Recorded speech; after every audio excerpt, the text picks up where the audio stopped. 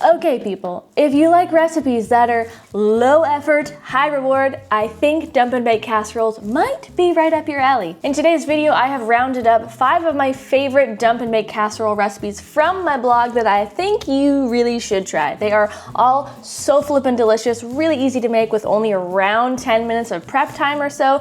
They're all pretty loaded with veggies and protein, and they're all gluten-friendly. If you love recipes that meet all of those criteria, I have a lot more of them on my channel, so make sure you subscribe below. And let's get into the countdown, starting with recipe number 5. It's my garlicky golden quinoa casserole. Say that 10 times fast. This one is for the garlic obsessed, and when I say garlic, I'm not messing around. There's a lot of garlic in this one, and it is so good. It's packed with all sorts of nourishing ingredients and protein from quinoa, tofu, and edamame, plus it's veggie packed, and it's got 29 grams of protein per serving. So flavorful and so filling, you gotta try it. So we're going to chop up a head of broccoli. We're gonna take half an onion, finely mince it, cube up a red bell pepper. We're gonna take these 10 cloves of garlic. We're gonna mince them up really nice and fine. And we're just going to literally shred this block of tofu on the large hole side of our box grater like you would a brick of cheese. So I've got 3/4 of a cup of quinoa. Then we're gonna add half a cup of corn,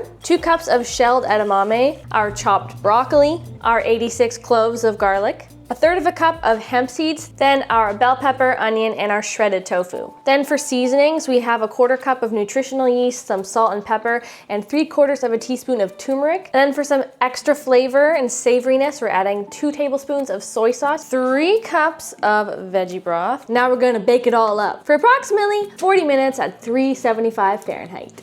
Yoink! If garlic is your love language, then this is gonna be, I think, your new favorite meal of the month.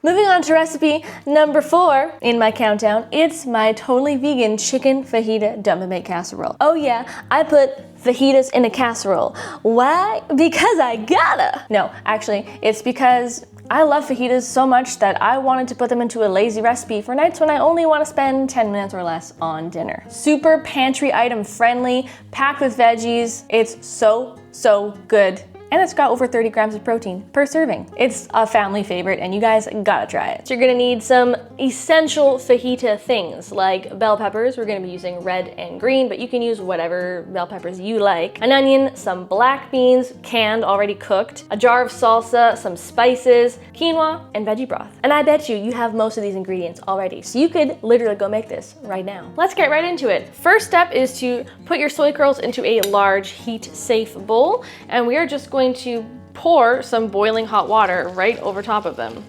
Now all you have to do is literally just let them sit, soak up the water for about 10 minutes while we prepare our veggies. So we don't have very much veggie prep for this recipe, like 2 minutes tops. We're gonna take our 2 bell peppers and we're going to slice them into long strips in the classic fajita style. And same thing with our onion. Gorgeous, darling, just gorgeous. So what we're gonna do is we're gonna dump these into a larger bowl, and we're gonna add in our chopped veggies. We are going to just add a little bit of olive oil, a tablespoon is all you need, and we're gonna add in our fajita spices. We've got chili powder, cumin, kosher salt, garlic powder, and some dried oregano. We got about 15 ounces here of black beans. We've got 1 cup of quinoa, plus 1 3/4 of a cup of veggie broth. And lastly, we have a 16-ounce jar of salsa. Now that our black bean and quinoa base is kind of mixed up together in the dish, all we gotta do is pour over our soy curls and veggies on top. This is how we dump it. This is how we dump it. You just kind of press everything down a little bit. So pretty.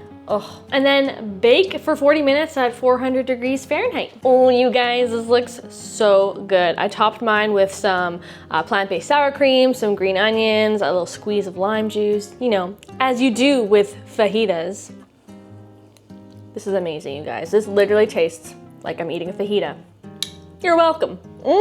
Make this. Hey, just a quick little side note. If you're enjoying this video, don't forget to subscribe below. It's totally free and it would totally make my day if you did that. I just want to help you eat more plants, make delicious food. All my recipes are really easy, vegan, high protein, delicious, and gluten-free. So that sounds like it's something you would enjoy. Subscribe and let's continue on. We're at number 3 in my countdown, and it is Scarpiello Casserole. I took the traditional Italian-American dish Scarpiello and turned it into a casserole. It's like if pasta, soup, and stew had a casserole baby. It's tangy, it's flavorful, super meaty, it's got like sausage and vegan chicken in it. Oh my god, it is so good, and you simply have to try it. And while you're at it, check out my original Scarpiello recipe right up here. All we're gonna do is we're gonna drop in a couple Beyond Burgers, and then once they're soft enough to break apart with a spatula, you can go ahead and break them into crumbles like you would with ground beef. And at the same time, you can go ahead and season them with half of our Italian seasoning, which is about 1 tablespoon, and half of our garlic powder, which is 1 teaspoon. We're gonna use 1 small onion, and I like to slice these really nice and thinly. Alternatively, you could use 2 shallots. We're going to finely mince up 10 whole cloves of garlic. Don't fight me on it, just trust me. We've got half a pound of brown mushrooms. We're gonna slice those in half. You could also use oyster mushrooms for a different flavor. We've got some luscious red bell peppers. I like to thinly slice them. We've also got a bag of little mini potatoes, little red ones. And finally, we've got some pepperoncinis. I like to slice them up just into little thin coins. So we've got 4 tablespoons of nutritional yeast. This is going to add savoriness, umami, extra B vitamins, and some protein. We're gonna add the remaining 1 tablespoon of Italian seasoning, the remaining 1 teaspoon of garlic powder. We're gonna add in that cooked Beyond Beef, plus our dry soy curls, which are about 4 ounces, and 8 ounces of dry pasta. We're gonna add like 1 tablespoon of a plant-based butter or margarine. I've just got Basil. All right, set her aside for just a moment while we make our quick liquid mix. Basically, just grab the same bowl we were using for the veggie mix, and we're gonna add, to start, 5 cups of boiling hot water into the bowl. And then for a little bit of extra acidity and tang and a little bit of lemony goodness, we're gonna add the juice of 2 whole lemons, plus 2 tablespoons of a light, low sodium soy sauce. So I'm gonna add about 2 tablespoons to start into the liquid mix. And now we're just gonna give it a little whiskey, give it a taste, see how it is. We can always add more soy sauce or chicken bouillon after the fact. Now we're just going to simply pour the broth over everything in the dish. Oh baby. Add enough water to pretty much cover the noodles and the veggies. I like to very carefully place this onto a baking tray just in case there's any spillover while it cooks, which is a possibility. Observe. And then into the oven. Oh my gosh, that's heavy. I've got it preheating at 425. Bye-bye. Behold the Scarpiello Dump and Bake Casserole. It's basically a stew in a casserole, you guys. Like, look at all this broth. This broth is gold, and you just gotta add a little bit of extra lemon juice for a little extra brightness. And oh my gosh, this is amazing. Oh my god, you're gonna love this. It's so good. Moving right along to recipe number 2 in my countdown. This recipe is perfect if you want to have a restaurant quality teriyaki rice bowl type situation, but in a casserole form. It's my tofu teriyaki casserole. It's got a super tangy and sweet savory teriyaki sauce loaded with veggies and rice and tofu and edamame. You can literally use whatever veggies you have. Everybody loves it. Super kid friendly. Here's how to make it. Okay, so we need just a couple fresh elements for the teriyaki sauce, that being fresh ginger root and a hefty amount of garlic cloves. I recommend 5, but if you're sensitive to garlic, you can use 3. And then we're just going to grate them up with a microplaner until they're nice and finely minced. And we're going to dump the garlic and the ginger into the saucepan, followed by half a cup of soy sauce. This could also be tamari, plus some coconut sugar for a little bit of sweetness. You could also use brown sugar. And lastly, we're gonna add 3 tablespoons of mirin. And then we're just gonna bring it over to the stove, give it a good whisk to dissolve the coconut sugar as best as you can. That should only take about 5-ish minutes or so. And in the meantime, we can do a really quick veggie prep. So we're gonna just trim off the ends of the green beans and cut them in half lengthwise. We're going to slice our carrots into like kind of diagonal coins and chop our broccoli into small bite-sized florets. And the last thing we're gonna quickly chop up is our block of tofu. Toss it in the casserole, followed by our last two ingredients, which I have yet to reveal. We've got 1 cup of frozen, almost thawed now, shelled edamame beans. Then just give the veggies and the edamame a quick toss with your hands. And then you can go ahead and sprinkle over 1 cup of white jasmine rice or white basmati rice. Make sure you just give it a real good rinse before you sprinkle it over. And then you just gotta pour over that hot teriyaki sauce. So easy.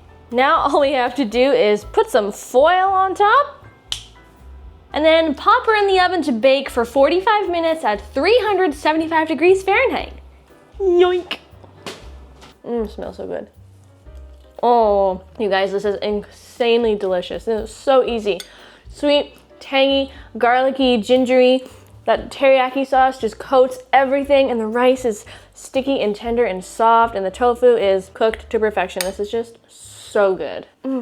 Drum roll, please, for my absolute #1 favorite dump and bake casserole recipe that you need to try. It's my lentil shepherd's pie. Oh my gosh, you guys. A layer of mashed potatoes with a gravy, saucy layer of lentils and Beyond Meat crumbles, if you want, veggies. Oh, it is honestly luscious and hearty and dreamy and comforting. It's the definition of a hug in a bowl. I cannot get enough of it. I can't have just one serving of it at a time. It is so good. I hope you love this one. Okay, so the first step is to make the top layer of our shepherd's pie, which is going to be mashed potatoes. So I am just going to be chopping and boiling up some potatoes and sweet potatoes. Next is we're going to make the filling. So I'm sauteing up some Beyond Beef, and I'm gonna add in some onions, garlic, and some chopped carrots, followed by some lentils and veggie broth. Give that all a really good stir to combine, and then we're just gonna let that cook down for about 25 minutes or so until the lentils are al dente, which means they have just a little bit of firmness to them but are still nice and chewy. Once the potatoes and sweet potatoes have finished cooking, we're going to drain them, add in some plant milk and vegan butter, give that all a good mash until they're nice and soft, and then we're going to head back to the filling, add in some chopped mushrooms, chickpeas, and Worcestershire sauce or balsamic vinegar, some herbs, we've got some parsley, garlic powder, and a little bit of extra water. And then we're going to give that all another really good stir. We're gonna let that simmer for about 5 minutes to let the mushrooms cook down. In the meantime, you're gonna make a cornstarch slurry. This is going to help the filling thicken up into like a gravy as it cooks in the shepherd's pie. So now we're gonna pour in that filling, which is thickened up a little bit, and then we're going to spread on top the mashed potatoes. Now mine are a little bit chunky, as you can see, but that's fine because it still tastes